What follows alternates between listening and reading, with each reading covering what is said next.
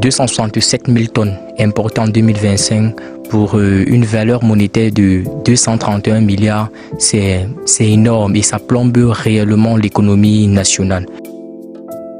Franklin, vous êtes producteur de poissons. Vous qui êtes donc sur le terrain de la production du poisson, dites-nous, est-ce que l'activité se réalise facilement? Au sujet de la pisciculture au Cameroun, déjà, le gap en fait il est très énorme vraiment. Avoir jusqu'à 267 000 tonnes importées en 2025 pour une valeur monétaire de 231 milliards, c'est énorme et ça plombe réellement l'économie nationale.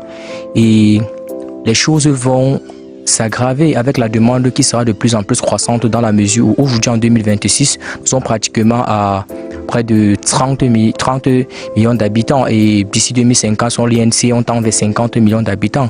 Or, il ne faut pas oublier que le poisson reste la source de protéines principale parce qu'on ne peut pas le nier, on peut passer une semaine dans un ménage sans manger du poulet ou de la viande, mais on ne peut pas passer une semaine sans manger le poisson.